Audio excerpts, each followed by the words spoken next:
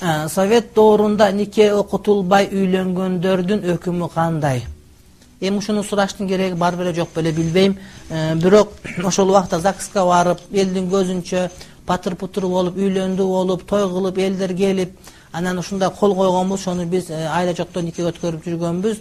Эгер таптакыр ал дагы бул дагы болбой жөн эле чогуу жашап калган болсо анда эрте күндү кеч кылбай дароо нике кыйдырып алуусу керек болот. Өткөн ишке салават дейт, урматтуу бир туугандарым. Өткөн өттү. Ал кайра кайтпайт. Келе турган эртең жок. Ал махлукаттардын катарына кошулуп элек. Бүгүнкү күн менен жашаганга аракет кылыш керек. Нике болбой калганбы? Дароо барып нике кыйдырыңыз, жашаңыз. Саламатсыңар. Чуак ажыга мусулмандар суроо берип атат. Совет мезгилинде нике кыйдырбай үйлөнүп алгандар кандай болот деп.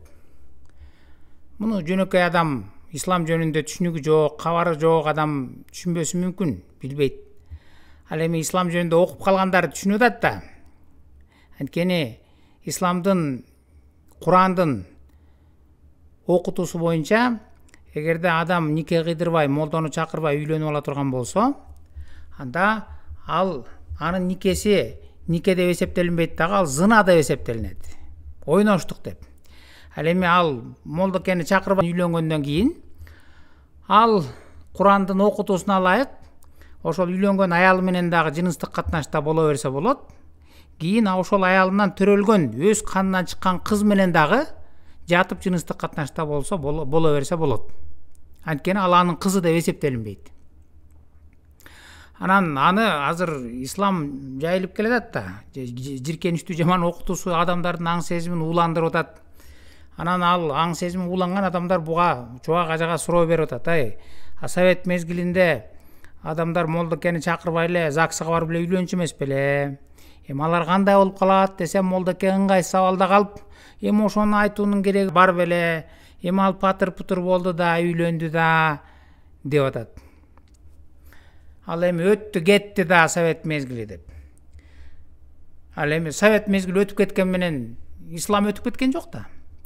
Ислам кайта каптап, элдин аң сезимин булгап, бузуп атпайбы? Кири окутуусу менен. Ислам деген бул чубак ажы айтып койгон эле сөз эмес. Эми патыр-путур болду, анан ал үйлөндү деп эсептелинет деп. Ислам деген бул Куран жана хадис. Ал эми Куранда окутуп атат. 25-сүрө 54-аятында.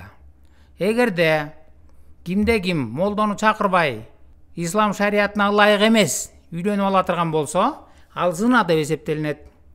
Ал эми зына жол менен үйлөнгөн адам өзүнүн ошо үйлөнгөн аялы менен да жатып жыныстык катнашта боло берсе болот.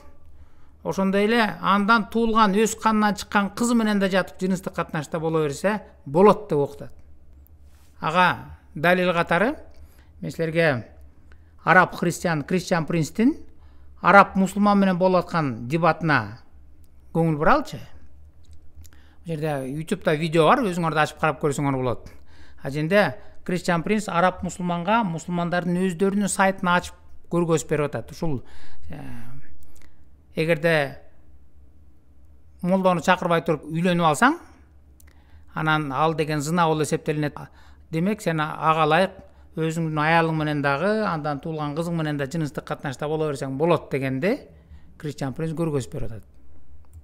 Алла видеого көңүл бурсак, өзүңөр да ачып көрсөңөр болот. Мына YouTube'га кирип эле мо англисче бо астындагы сөздү жазсаңар чыгат. Анан өзүңөр ачып көрсөңөр да болот да. Бул 1,5 сааттык видео. Ажинде мына Кристиан Принс мусулманга арабча окуп көргөзүп берип атат. This is the website, you agree and you know it, it's very authentic, correct? The same website, yeah. All right. This is Tafsir al-Qurtubi, you can see my screen? Мына бул деген жанагы өзүң макул болгон Саудовский Аравиянын расмий веб-сайты. Курандага түшүндүрмө берген Tafsir al-Qurtubi. Yeah, I can see. Okay, Tafsir al-Qurtubi. Let us read together. Because some Muslims they said I'm lying about translation. It's a... Мына мен азыр сага өзүм окуп берейин арабча. Анан сен дагы арабсың, өзүң которуп, өзүң тастыктап бергиң. Мен туура которуп атамбы же туура эмеспи деп. Анткени кээ бир адамдар бул биз арабча билбегендиктен бул туура эмес, бизди алдап атат деп дагы күнөөм санашы мүмкүн дейт. Says قوله تعالى نسبا وصهرا. النسب والصهر معنيان يعمين كل قربة etc. قال ابن العربي النسب عبارة عن خلط الماء بين الذكر والأنثى على وجه الشرع، فإن كان بمعصية كان خلقا مطلقا ولم يكن نسبا محققا، ولذلك لم يدخل تحت قوله حرمت عليكم أمهاتكم وبناتكم بنته من الزنا، لأنها ليست ببنت له في أصح القولين لعلمائنا وأصح القولين في الدين.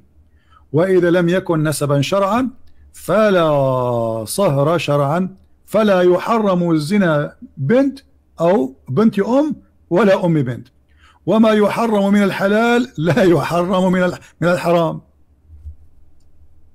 Translation. I will translate or you translate. Go ahead, translate, you translate. Christian Prince арабча оқып беріп тұрып, араб мұсылманға анан айтып атат, эми ким үз которолук, сен которчу, мына өзүң которуп берчи, эмне деп жазылып турат, мен айткан туурабы же туура эмеспи деп.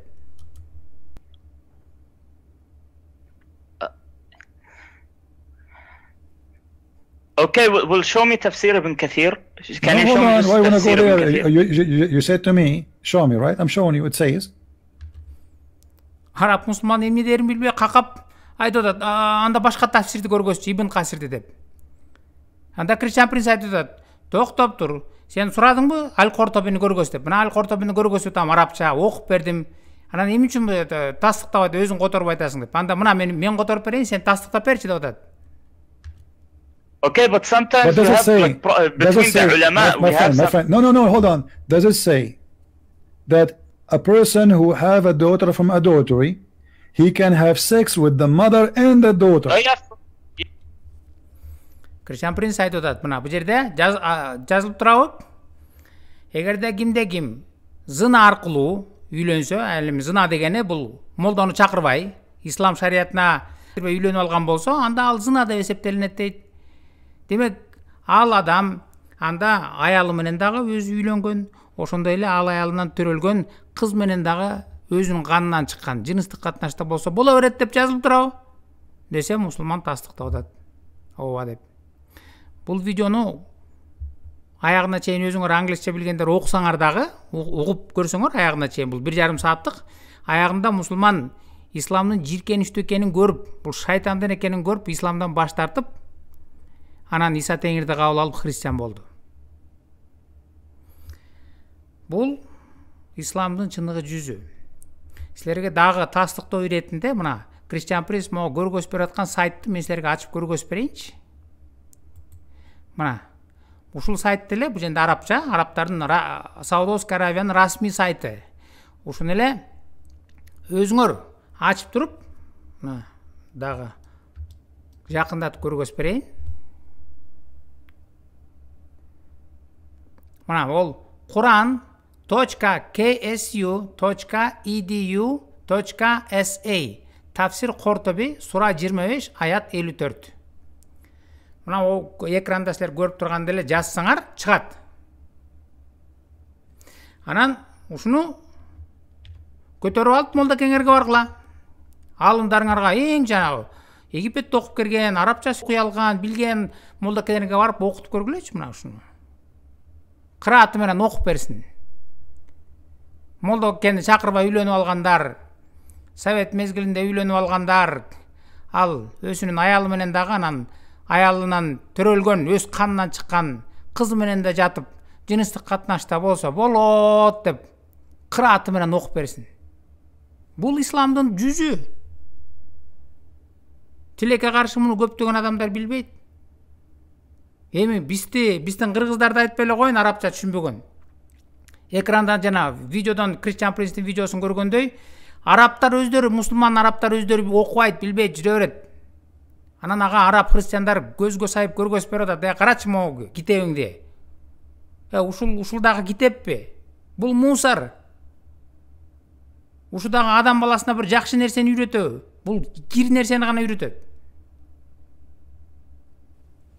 Ошондуктан адамдар бул исламдын чыныгы жүзүн билсин деген ойго тилектеш болсоңуздар, бул видеого лайк басып, каналга катталып, башкалар менен бөлүшкөндү унутпаңыздар.